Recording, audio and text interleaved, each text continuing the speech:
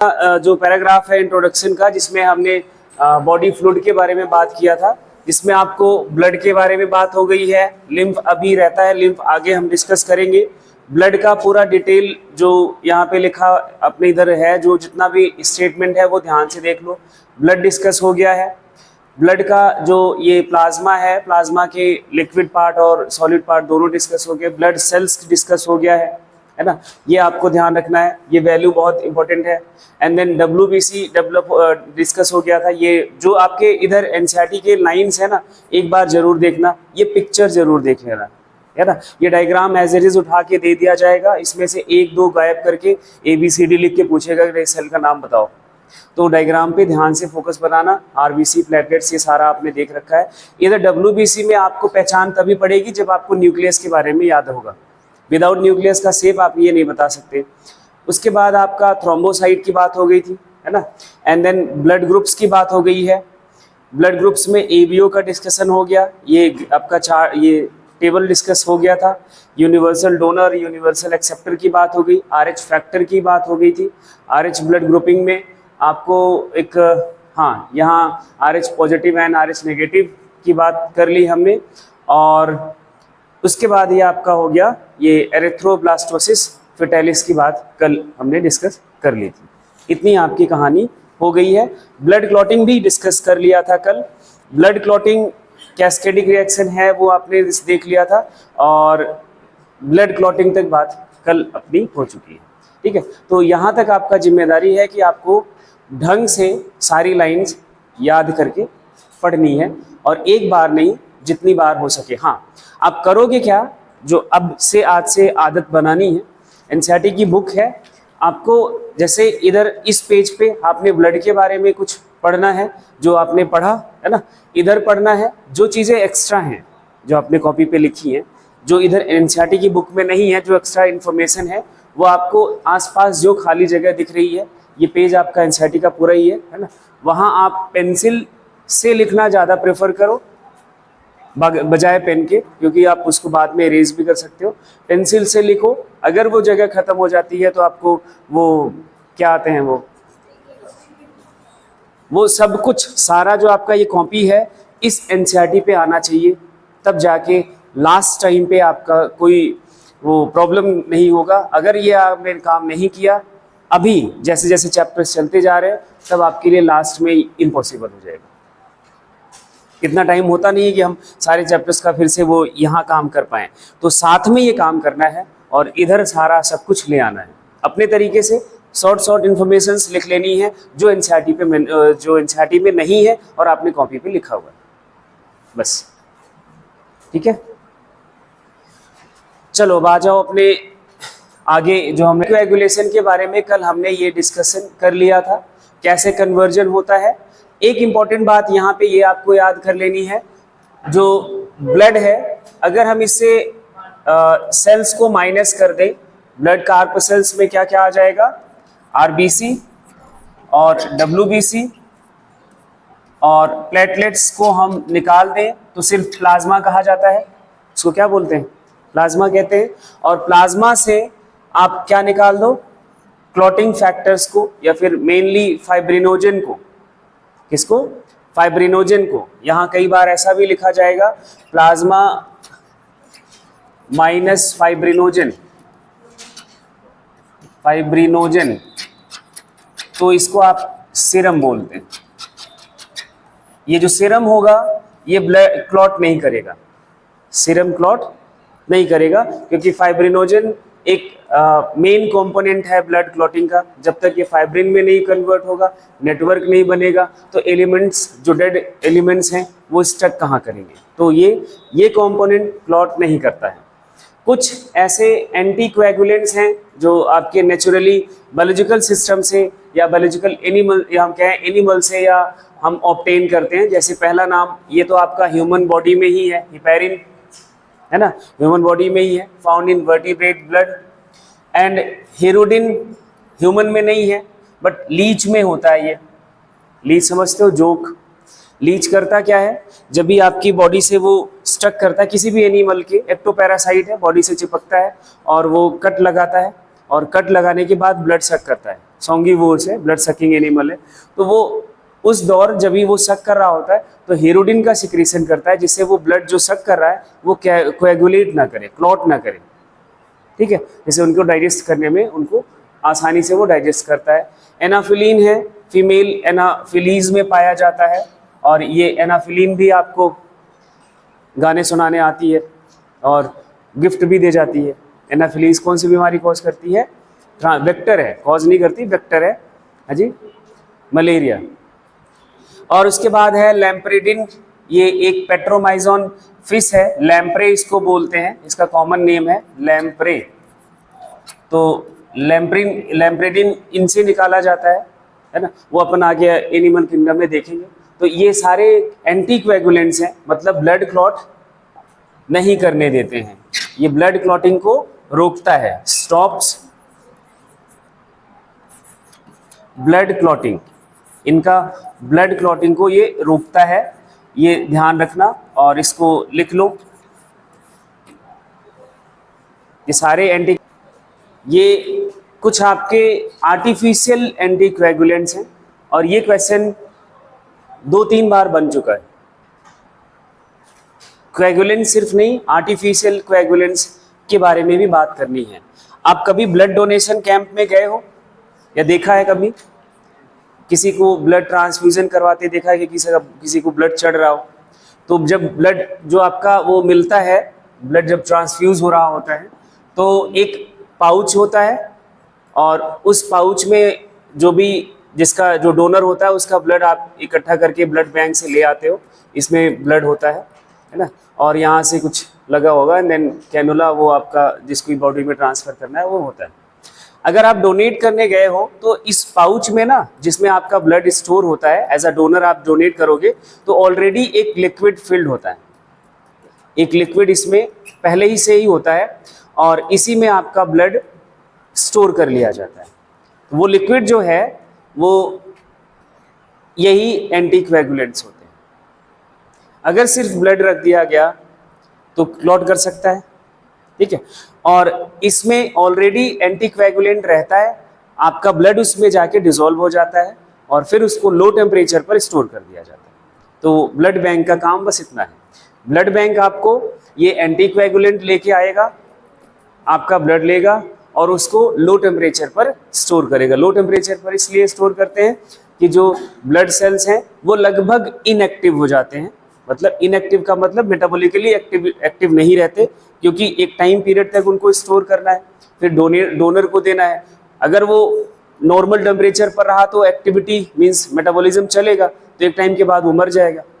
ये जो कि सबका आपका लाइफ स्पैन फिक्स्ड है, तो मरने ना पाए इसलिए लो टेम्परेचर पर इनको स्टोर करा जाता है, ठीक है। तो अब आर्टिफिशियल कोएगुलेंट के नाम जो हैं वो आपको ध्यान रखना है। देखो, to collect blood in bottle या blood bank, artificial anticoagulants are used like sodium citrate, sodium oxalate and EDTA। ये EDTA और ये सोडियम सिट्रेट, इन दोनों पे सवाल बन चुका है। EDTA का पूरा नाम इथाइलिन डाइअमीन टेट्रा एसिटिक एसिड, ठीक है। इन दोनों पे क्वेश्चन आ चुके हैं नीट के पेपर में, अभी आगे हो सकता है कुछ और बन जाए, बट आपको इसका कभी भी ये भूलना नहीं है। These chemicals act as calcium binding unit, ये बहुत इंपॉर्टेंट सवाल पॉइंट है, कैल्शियम बाइंडिंग यूनिट। अब जरा याद करो, क्लॉटिंग आपने क्लॉटिंग स्टेप्स देखे थे, जब कन्वर्जन है प्रोथ्रोम्बिन का थ्रोम्बिन में, फाइब्रिनोजन का फाइब्रिन में, कैल्शियम आयन का इन्वॉल्वमेंट है। अगर कैल्शियम आयन नहीं है तो कन्वर्जन नहीं होगा। तो ये जो एंटीकोएगुलेंट्स है, इसी आपके उस मीडियम से या ब्लड से कैल्शियम आयन को बाइंड कर लेता है। जब ब्लड से कैल्शियम आयन बाइंड कर लिया, कैल्शियम चुरा लिया, तो कन्वर्जन नहीं होगा, ठीक है। तो बस इतना काम करता है, remove calcium ion from blood. ये भी क्वेश्चन बन चुका है, तो इसको भी वहां पे आप लिख लो। ऐसे बहुत सारे टर्म्स आपको ना क्वेश्चन से मिलते हैं, तो ये एक नेचुरल एंटीकोएगुलेंट है, वहां लिख लो। हाँ जी, उसके बाद है सीरम, नेचुरल एंटीकोएगुलेंट में, ये नेचुरल है। ईडीटीए तो आर्टिफिशियल पूछा ही है। Serum differs from plasma as it lacks clotting factors, या फिर यहाँ पे ऑप्शन हो सकता है फाइब्रिनोजन, ठीक है, ये कुछ ऐसा हो सकता है। अब आ गया आपका नया topic, that is a circulatory pathway, means types of circulatory system. हाँ जी, नहीं अभी नहीं, अभी वो लास्ट एनसीईआरटी में अभी है, बट आपको पाथवे का पता चलेगा तब पता चलेगा कि कैसे वो बाहर आता है ना। सर्कुलेटरी पाथवे की जब बात करते हैं तो दो टाइप के सर्कुलेटरी पाथवे पूरे एनिमल किंगडम में देखने को मिलता है। एक आपका ये सामने है ओपन, दूसरा क्लोज्ड। अपने पास ये वाला है, ये प्रिमिटिव सर्कुलेटरी पाथवे है, वो एडवांस वाला है। अब इन दोनों पाथवे को जरा देखो। ओपन सर्कुलेटरी पाथवे, इसमें क्या होता है, ओपन सर्कुलेटरी पाथवे में ये जो हार्ट है ये ब्लड को, जो भी इनका बॉडी फ्लूइड होता है उसको पंप कर देता है। कहाँ पे, tissue and organ are directly bath in. Actually होता क्या है, हार्ट है, हार्ट अपना ब्लड पंप कर देता है, किसी इनके पास मेन आर्टरीज या मेन वेन होती हैं जिससे वो पंप करता है बॉडी कैविटी में। किसमें, बॉडी कैविटी में ये पंप कर देता है, और इनके जो टिश्यूज होते हैं इस बॉडी कैविटी से ये अपने जो पर्पस है गैसेस एक्सचेंज का वो पूरा करता है। डायरेक्टली एक तरफ से ये, मान लो कि इधर से ब्लड पंप कर रहा है तो इधर से वो ब्लड रिसीव कर रहा होगा डायरेक्ट ये बॉडी कैविटी में। कोई ब्लड वेसल्स कॉन्टिन्यूसली वो कांटेक्ट में नहीं होता है, ऐसा नहीं कि ब्लड हमेशा ब्लड वेसल में ही ट्रेवल करेगा।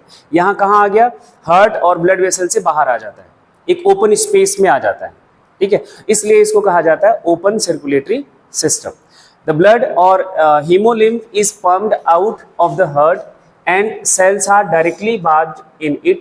ये जो क्वेश्चन, ये जो आप, मैं इधर इसको हाईलाइट कर रहा हूँ, ये बहुत कंफ्यूजिंग होता है, बहुत बार बना हुआ सवाल है कि ओपन सर्कुलेटरी सिस्टम में जो सेल्स होते हैं वो डायरेक्टली बात करते हैं किसको, किसमें, तो आप बोलोगे जो बॉडी फ्लूइड है या जो ब्लड है, ठीक है। तो ये आपको बना लेना है जल्दी। एग्जाम्पल पे क्वेश्चन बहुत बनेंगे और ये एग्जाम्पल आपको दोबारा भी मिलेंगे। ये एग्जाम्पल आपको, ये सारे टर्म्स दोबारा से एनिमल किंगडम जब हम डिस्कस करेंगे तो आपको ये सारे फाइलम्स पढ़ने हैं और वहां ये बोला जाएगा कि इस फाइलम में ये सर्कुलेटरी सिस्टम पाया जाता है। पहला फाइलम है ऑर्थ्रोपोडा। ऑर्थ्रोपोडा सारे इंसेक्ट्स इसी में आते हैं, ठीक है। एक जानवर का नाम याद कर लो, कॉकरोच, आपको इधर पढ़ना भी है तो कॉकरोच के पास भी ओपन सर्कुलेटरी सिस्टम होता है। एक फाइलम मोलस्का है, मोलस्का में सिफेलोपोड्स को छोड़कर, ये अच्छा सवाल बन जाता है, मोलस्का में सॉफ्ट बॉडीड एनिमल्स आते हैं, यूनियो, पाइला, सुना होगा, वो पंडित जी का शंख जो होता है ना, उसके अंदर जो जानवर रहता है वो इसी फाइलम का है, मोलस्का। इसका फाइलम के पास भी क्या है, open circulatory system, except Cephalopoda. Cephalopoda Mollusca का एक क्लास है, और है Echinodermata and lower chordates like tunicates and, या जिसे हम यूरोकॉर्डेट्स कहते हैं, ये एग्जांपल है। Close circulatory system, close circulatory system में जो हमारा ब्लड है वो कभी भी ब्लड वेसल्स एंड हार्ट को क्रॉस नहीं करता, हमेशा किसी न किसी या तो हार्ट में होगा या फिर ब्लड वेसल में होगा, वो उसके बाहर नहीं आता, उसके बाहर कंप्लीटली, जैसे वहां देखा था ओपन स्पेस में चला आता हार्ट एंड ब्लड वेसल्स के बाद, ऐसा यहाँ नहीं होता। हार्ट इसको पंप करेगा आर्टरी के थ्रू, कहाँ जाएगा, ऑर्गन्स में, कहाँ पे, ऑर्गन्स में, और ये आर्टरी कई कैपिलरीज में, फाइन कैपिलरीज में डिवाइड हो जाती है। And capillaries is the part of blood vessel जो डिफ्यूजिबल या परमिएबल होता है, इधर से जो भी एक्सचेंज होना है, जैसे आपने रेस्पिरेटरी सिस्टम में पढ़ा कि गैसेस एक्सचेंज होना है, न्यूट्रिएंट का एक्सचेंज होना है, कोई हार्मफुल केमिकल्स का एक्सचेंज होना है, जो भी एक्सचेंज होना है वो सिर्फ कैपिलरी वाले रीजन से होगा, ना वेन से होगा ना आर्टरी से होगा। ये इम्परमेबल ब्लड वेसल्स होती हैं, फिर ये कैपिलरीज रीजॉइन कर कर वेन बनाती है and when again opens into heart. ये क्लोज सर्कुलेटरी सिस्टम होता है। यहाँ पे कभी भी ब्लड देखो किसी हार्ट और ब्लड वेसल में ही ट्रेवल करता है कॉन्टिन्यूअसली, कभी बाहर नहीं आता, इसलिए इसको हम क्या बोल देते हैं, क्लोज्ड सर्कुलेटरी सिस्टम। जो क्लोज सर्कुलेटरी सिस्टम है, ध्यान से सुनना, क्लोज सर्कुलेटरी सिस्टम एक एडवांस सर्कुलेटरी सिस्टम है and it is more efficient then that of open circulatory. लिखो फाइलम्स हैं एनिलिडा एंड कॉर्डेटा। कॉर्डेटा में हम आप आते हैं, एनिलिडा में आप अर्थवॉर्म का नाम सुना है, अर्थवॉर्म, हाँ, इसका रिप्रेजेंटेटिव है। उनके पास पहली बार क्लोज्ड सर्कुलेटरी सिस्टम का इनकॉर्पोरेशन नेचर ने किया था, बाद में फिर उसके बाद हटा दिया गया, अभी वो हम बताएंगे क्यों हटा दिया गया। एनिलिडा में क्लोज सर्कुलेटरी सिस्टम का, एनिलिडा बहुत प्रिमिटिव फाइलम है कॉर्डेटा के कंपैरिजन में, बट पहली बार नेचर में इन्हीं एनिमल्स में क्लोज सर्कुलेटरी सिस्टम आया था। कुछ प्रॉब्लम्स की वजह से नेचर ने फिर से हटाया, फिर जब एवोल्यूशन वहां तक पहुंचा जहां पे इसको इनकॉर्पोरेट कर सकते थे, और वो कॉर्डेट में हमने फिर इनकॉर्पोरेट करा क्लोज सर्कुलेटरी सिस्टम। देख लो फटाफट कंपैरिजन सुन लो, और कंपैरिजन में वही बातें हैं जो आपने ऊपर लिखी हुई हैं। देखो इधर, ब्लड या फिर haemolymph pumped by heart passes through a large vessels into open space. यहां पे देखो एक बात याद रखना, हार्ट से ये पास होता है किसी लार्ज वेसल्स के थ्रू एंड ओपन स्पेस में, या फिर बॉडी कैविटी जिसे हम साइनस कहते हैं। इनकी बॉडी कैविटी को क्या कहा जाता है, साइनस। जो जहां पे ओपन सर्कुलेटरी सिस्टम है उनकी बॉडी कैविटी को क्या बोला जाता है, sinus. And close circulatory system में blood pumped by heart and circulated through the close network of blood vessels. कभी भी ये ब्लड वेसल से बाहर नहीं आता। Speed of blood is less, क्योंकि ओपन स्पेस में है तो कम हो जाएगा। इधर स्पीड ब्लड का ज्यादा होगा क्योंकि एक फिक्स्ड पाथ है, उसी के थ्रू उनको ट्रेवल करना है, ठीक है। एंड ब्लड प्रेशर कम होता है, ब्लड प्रेशर कम होता है, ठीक है। और इनका ब्लड प्रेशर ज्यादा होगा क्योंकि जो पाथ है वो बहुत नैरो होता है। एक ओपन स्पेस में ज्यादा स्पेस है, उधर फ्लूइड पे ज्यादा प्रेशर नहीं आता, लेकिन ब्लड वेसल से एक नैरो ट्यूब है तो उधर ब्लड के ऊपर प्रेशर ज्यादा आता है। लेस एफिशिएंट सर्कुलेटरी सिस्टम है, ये मोर एफिशिएंट है। Each and every tissue is direct contact of circulatory fluid. यहाँ पे सारा जो उनका बॉडी का टिश्यू है वो बॉडी फ्लूइड के कॉन्टैक्ट में होता है, यहाँ नहीं होता है। Each and every tissue is not direct contact with blood. यहाँ इसी प्रॉब्लम को रिजॉल्व करने के लिए कि हर टिश्यू तक, हर सेल तक जो भी सप्लाई है वो पहुंच सके, तो एक और कंपोनेंट आता है, that is a lymph. Lymph जो अभी हम आगे पढ़ेंगे।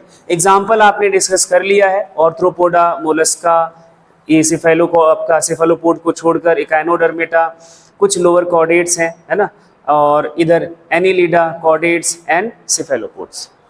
तो ये आप कंपैरिजन जो पॉइंट्स वहां नहीं हुए हैं वो लिख लो, और सारा नहीं लिखने की जरूरत है। एग्जाम्पल हो गया है सारा। एक ये लिख लो, स्पीड कम ज्यादा होती है, प्रेशर कम ज्यादा होता है, एफिशिएंसी ज्यादा कम होता है, ये आपने लिखा ही है। टिश्यू कांटेक्ट में होता है नहीं होता है, ये बात आपने लिखी है, वो आपने नेटवर्क की बात हो ही गई। ये एक स्टेटमेंट है, close circulatory system is considered to be more advantageous as the flow of fluid can be more precisely regulated. ये रीजन असर्शन का बहुत बढ़िया स्टेटमेंट होता है, लिखो इसको नोट करके। ज्यादा एडवांटेजियस है और इसके थ्रू जो फ्लो होता है बॉडी फ्लूइड का, ब्लड का, वो प्रिसाइजली रेगुलेटेड होता है। मींस किधर कितना फ्लो कराना है और कहां भेजना है। भी दो टाइप का होता है, सिंगल एंड डबल। अब सिंगल और डबल के बीच में आपको इनकम्प्लीट डबल भी ऐड करना होगा, मैं अभी बताऊंगा क्या होता है, ठीक है। सिंगल सर्कुलेशन जिसमें क्या होगा, इसमें आपको इस चार्ट को समझ लिए, चार्ट को समझने से पहले आप इधर देखो, डायग्राम देख लो, नहीं है डायग्राम इधर बना लेते हैं, देखो इधर सिंगल सर्कुलेशन में एक ऑरिकल और एक वेंट्रिकल होता है। यहां पे आप इस चार्ट के थ्रू अब डायग्राम बनाना सीखो, कैसे बनाते हैं। एग्जाम्पल अभी नहीं देखना है, पहले आपको सिंगल सर्कुलेशन देखना है।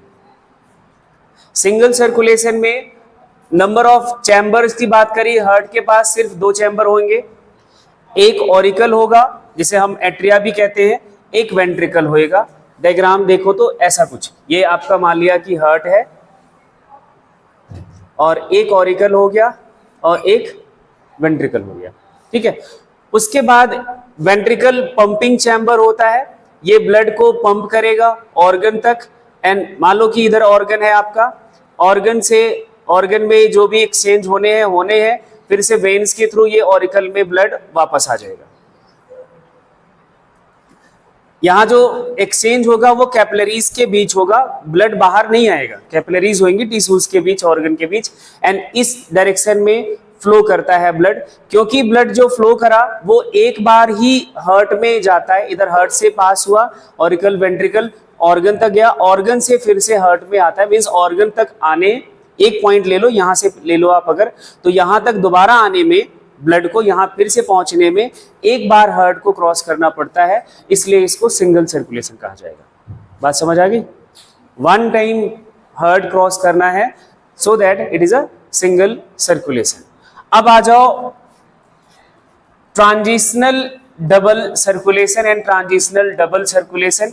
इसी के लिए एक वर्ड लिखते हैं, incomplete double circulation. Double circulation, incomplete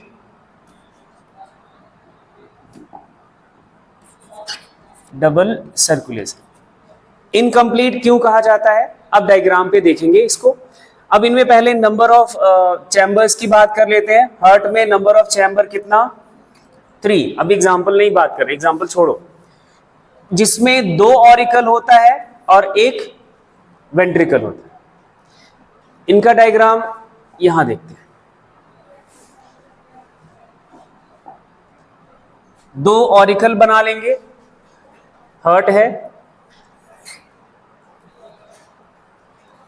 ये ऑरिकल कौन सा हो जाएगा अजी? राइट ऑरिकल, और ये लेफ्ट ऑरिकल। एक वेंट्रिकल होता है, कॉमन चैम्बर वेंट्रिकल होता है, और ये जो वेंट्रिकल होता है ये पंप करता है ब्लड को ऑर्गन के पास और लंग्स के पास भी। सेम एक ही ऑर्गन है लंग्स का, या मतलब रेस्पिरेटरी ऑर्गन मैं यहाँ पे लिख रहा हूँ। रेस्पिरेटरी ऑर्गन अलग अलग एनिमल्स में अलग अलग होता है, लंग्स भी हो सकता है, गिल्स भी हो सकता है। और यहाँ मैंने बना दिया बॉडी पार्ट्स या ऑर्गन के बारे में हमने बात कर ली। यही वेंट्रिकल इनको भी ब्लड पंप करेगा। इधर का ब्लड आएगा लेफ्ट ऑरिकल में, किधर आएगा? लेफ्ट ऑरिकल में आता है। और जो बॉडी पार्ट्स है वो यहां अपन बना लेते हैं, बॉडी पार्ट्स इधर बना लेते हैं। इनको भी ब्लड यही पंप करेगा। कौन? वेंट्रिकल ही, जो कि कॉमन चैम्बर है, और इनका ब्लड यहां जाता है राइट ऑरिकल में। दोनों का ब्लड यहां मिक्स हो जाता है, वेंट्रिकल में आके मिक्स हो जाता है। बॉडी से, बॉडी पार्ट से इम्प्योर ब्लड इधर गया। ये कैसा ब्लड है? Impure blood. कहां? राइट ऑरिकल में। और इधर जो आपका वेंट्रिकल है ये भी रेस्पिरेटरी ऑर्गन को ही ब्लड पंप करता है, जो इनका रेस्पिरेटरी ऑर्गन होगा, बट मिक्सिंग हो जाता है ब्लड का और इनकम्प्लीटली सेपरेटेड है। यहाँ ऐसा डबल सर्कुलेशन जैसा इसलिए बना रहा हूं क्योंकि आपको इसका प्रैक्टिस है, ठीक है। तो यहां जाके देखोगे तो जो ब्लड है किसी भी पॉइंट से ले लो, जैसे बॉडी पार्ट से ले लो, तो इधर से पास होने के लिए, इधर वापस आने के लिए एक बार हार्ट में जाता है और फिर से मिक्स हो गया, फिर से कहाँ हो गया? इधर आ गया, और यहां से फिर से बॉडी पार्ट्स में आ जाएगा। बट यही नहीं है, कुछ हिस्सा उस ब्लड का इधर रेस्पिरेटरी ऑर्गन के पास भी जाता है फॉर द प्यूरिफिकेशन। क्योंकि दोनों ब्लड मिक्स हो जाता है तो हम ये नहीं कह सकते कि वो ब्लड इधर ही आएगा, उसका कुछ अमाउंट इधर भी जाएगा रेस्पिरेटरी ऑर्गन के पास। इसलिए ये इनकम्प्लीट डबल सर्कुलेशन है, कंप्लीटली सेपरेटेड नहीं है, डबल सर्कुलेशन जैसा ही होता है, बट यहाँ पे मिक्सिंग होने के नाते इनकम्प्लीट डबल सर्कुलेशन है। थोड़ा सा और एक वर्ड इनकम्प्लीट डबल सर्कुलेशन के लिए हम बात यूज करते हैं, वो ये कि इनके जो वेंट्रिकल्स हैं वो इनके आगे एक ग्रुप है, अभी देखेंगे एम्फीबियंस का, है ना, उनमें ये वेंट्रिकल पार्शियली सेपरेटेड भी होता है, पूरी तरह से सेपरेटेड नहीं है। थोड़ा सेप्टम जो इंटरवेंट्रिकुलर सेप्टम आपने पढ़ा था हार्ट में, वो बनता भी है बट कंप्लीट नहीं बना होता। जब कंप्लीट नहीं बना है तो फिर से वही बात मिक्सिंग हो जाएगा। तो इनकम्प्लीट डबल सर्कुलेशन का एग्जाम्पल अभी हम देखते हैं कहां कहां पे और हैं। देखो इधर आगे, यहां से अभी नहीं देखना है। एम्फीबियंस में जो सर्कुलेशन है, इधर इनके वेंट्रिकल में सेप्टम नहीं होता, लेकिन रेप्टाइल्स में जो ऑरिकल और वेंट्रिकल है, ऑरिकल तो कंप्लीटली सेपरेटेड होता है, ऑरिकल कंप्लीटली सेपरेटेड होता है, वेंट्रिकल पार्शियली सेपरेटेड होता है इनका रेप्टाइल्स का, लेकिन नंबर ऑफ वेंट्रिकल जो होगा वो 1 ही होता है, इसके बराबर ही। तो वो हम, बट एक पार्शियल सेप्टम का फॉर्मेशन इधर इनिशिएट हो गया है, और जो इनका सबसे एडवांस, ये क्रोकोडाइल एक रेप्टाइल ही है बट मोस्ट एडवांस रेप्टाइल है, और इनमें वो सेप्टम कंप्लीटली बन चुका होता है, इसलिए इनके पास कितने वेंट्रिकल हो गए? 2। तो इनके पास डबल सर्कुलेशन हो गया, कंप्लीट डबल सर्कुलेशन। इसको हम वर्ड क्या देते हैं? कंप्लीट डबल सर्कुलेशन या फिर डबल सर्कुलेशन बोलते हैं।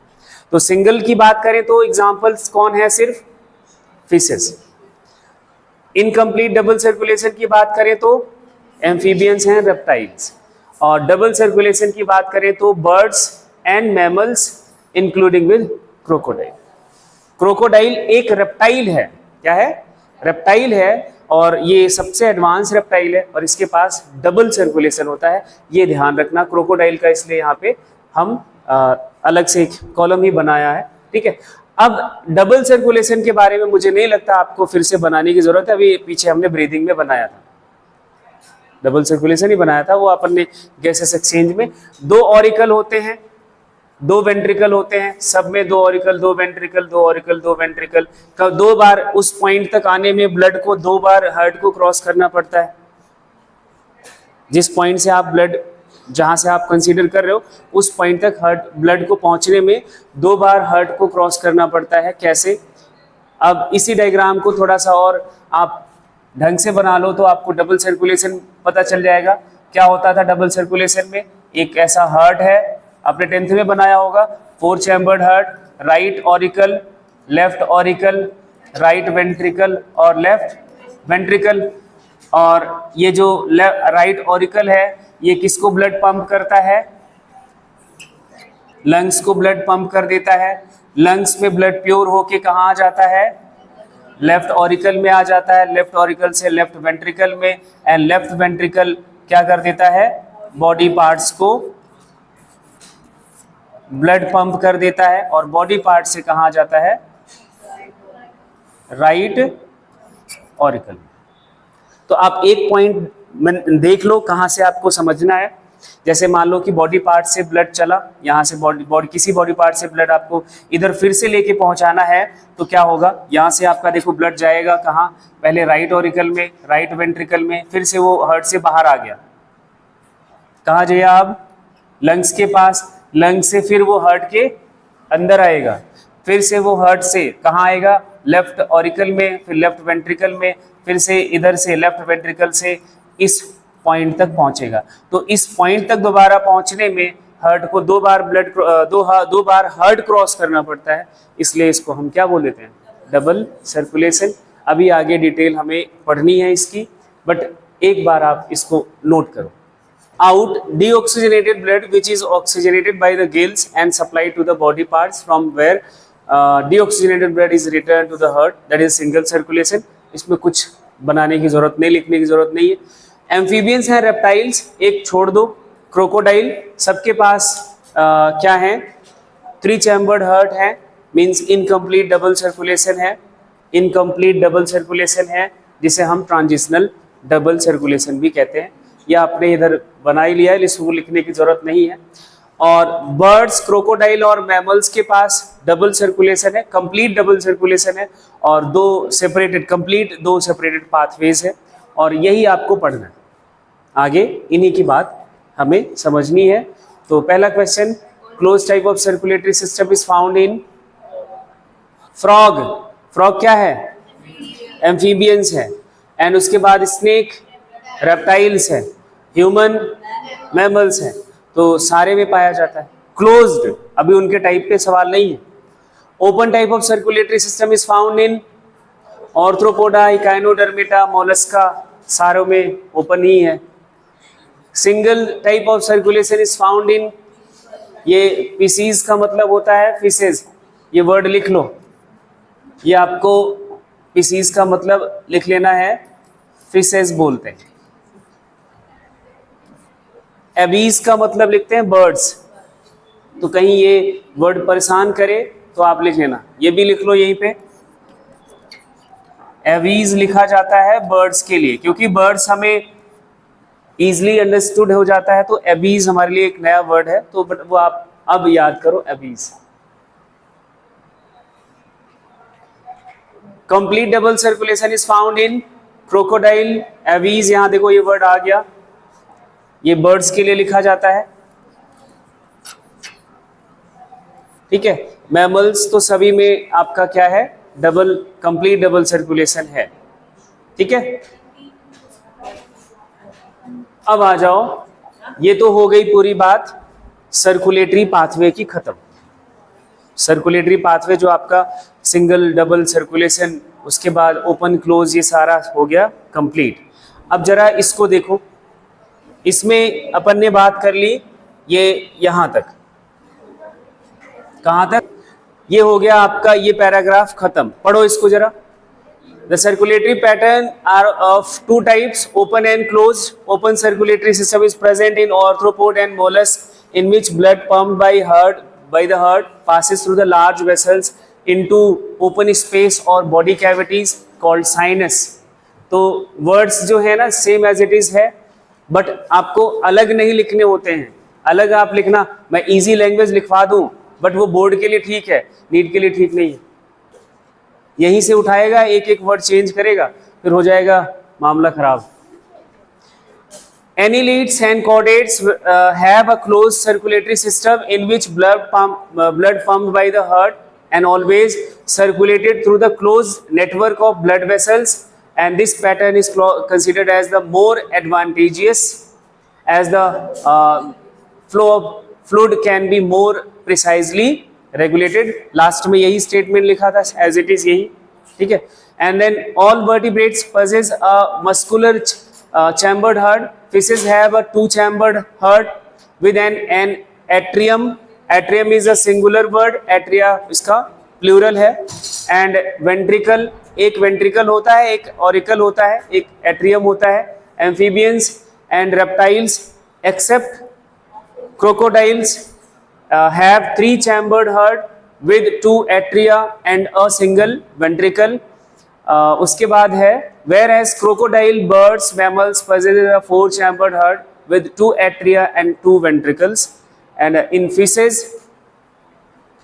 the heart pumps out deoxygenated blood which is oxygenated by the gills. ये लास्ट में आपके जो पॉइंट्स थे यही सेम उठा के उधर लिखे हैं, by the gills and supplied to the body parts, and where deoxygenated blood is returned to the heart, that is a single circulation.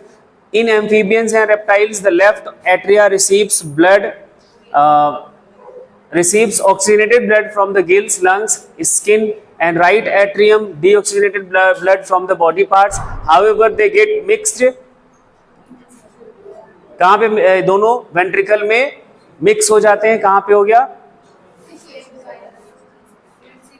हाँ mixed, that is a incomplete double circulation. In birds, mammals, oxygenated and deoxygenated blood received by the left and right atria respectively passes on the ventricle of the same side, उसी के side में वो blood जाता है, वो mixing नहीं होता है, और इस तरह से इसको हम क्या बोल देते हैं, कंप्लीट डबल सर्कुलेशन। ये पैराग्राफ आपका हो गया पूरा। कल से हम स्टार्ट करेंगे ह्यूमन सर्कुलेटरी सिस्टम।